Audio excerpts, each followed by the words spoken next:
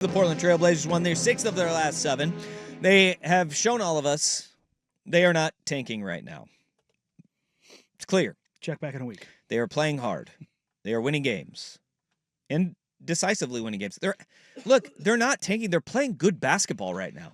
It's crazy. It's not even just good basketball. Selfishly, it's fun to watch.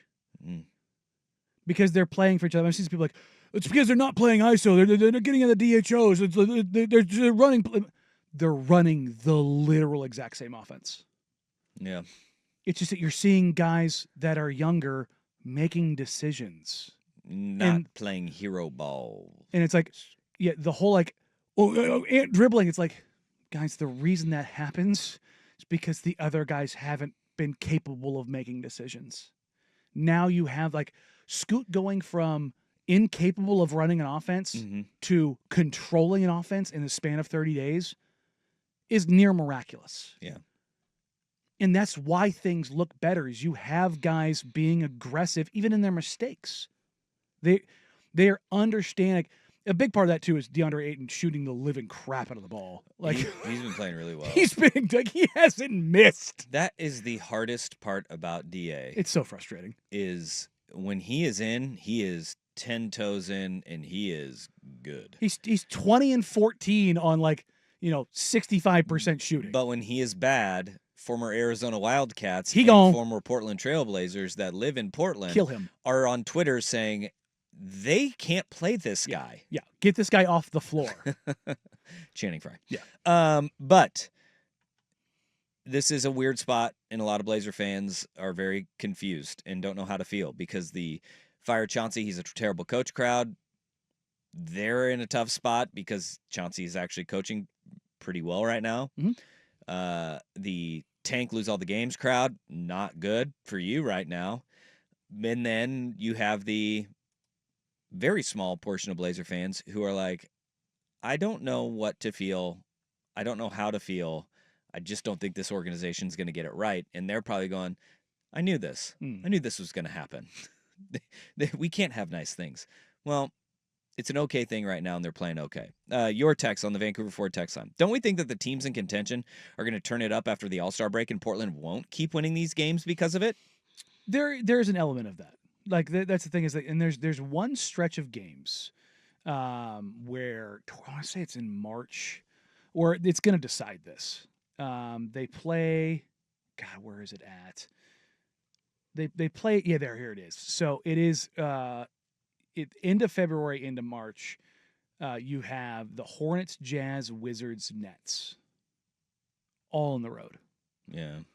Well, Hornets at home. Hornets at home. Oh, I'm sorry, Hornets before you go on the road. Yeah, so this Jazz, is coming out of the Nets. All-Star break. Yeah. And you are going to have the Great Suck Off version 2, 2025. Yeah. And now, here's the thing. Can they get to the bottom 3? No, they can't. You start losing those games, the ones that matter. Yeah. And you bump, because it's a double whammy, right? Whammy. You lose and they win. Yeah. Now, you're not really worried about the Wizards or the Jazz, so to speak, but the Hornets and the Nets, oh, yeah, you're looking at that. And then you've got another stretch.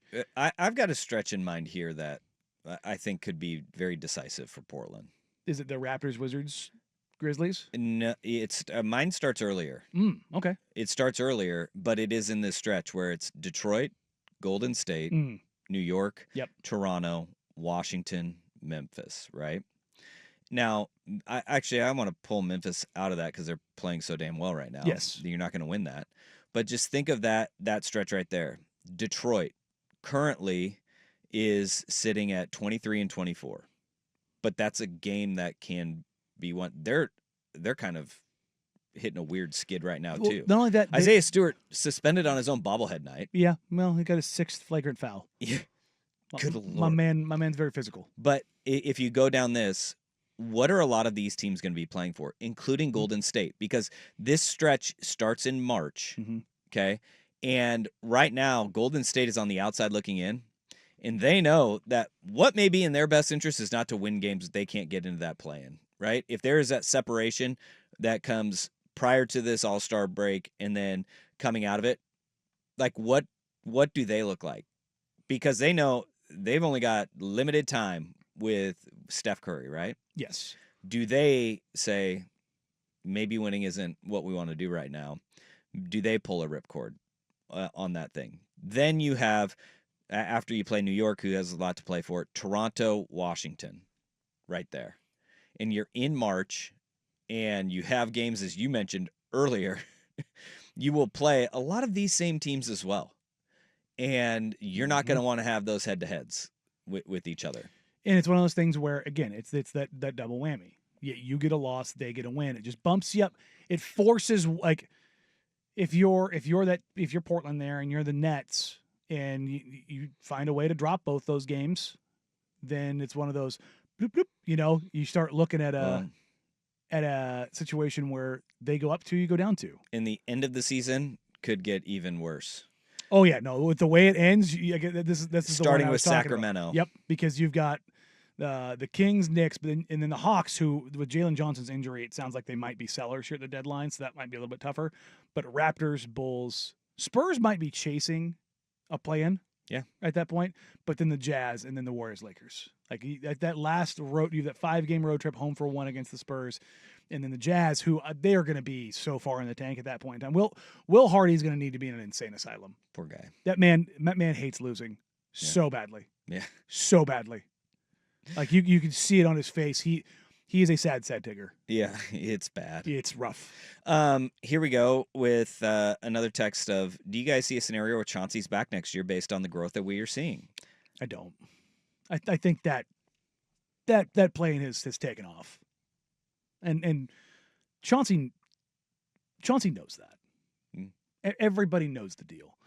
And this is, like, again, I am not saying Chauncey is the best coach on the face of the planet. He's not dumb. He knows the situation. It was like, well, what's the money for? It's like, all right, bro, if you know your job's ending, how many of you are mailing in? Like, if you're giving your 2 weeks, are you giving your best work? No, most people aren't. To Chauncey's credit, even knowing he's a lame duck, you know what he's done? He's gotten Scoot and Shaden to buy in. Remember Tumani last year got benched and everybody lost their mind? Two flat out told me I got too big for my britches. I started going a little too far outside the scope of what I need to do. Yeah. And Josh Hart had a clip. I wish I would have grabbed it. It was from a podcast either yesterday or last night, where he said, I'm having my best year in my career because I stopped trying to be something I'm not. I accepted that I'm the role player. And I think it was his pod because Jalen was on there too. And it was a really poignant line because he goes, I'm a servant to these guys. And Jalen Brunson said, can you say that again? He goes, it is my job to make these guys' jobs easier. Yeah. And this is the first year in my life that I have truly accepted that role. And I'm having the best year of my career. Yeah. And it's like, Chauncey has gotten guys to buy into the role. Like, yes. 2, you can be a 3-and-D demon. Lock that in, and we can start experimenting with you. Like, we can put you in pick and rolls. We can use you in post-ups. Shaden, play with aggression and stop settling for dumb shots. Yeah. Get downhill and be a physical freak. It's like, has Chauncey or Shaden had a game where he's been cooking and aggressive and Chauncey sat him down? No. Not once. DA, go out there and rehab who you are. The second DAF's around, yoink. There is accountability for this stuff. And I think that's a huge, huge deal for like what you're talking about with like the development of these guys.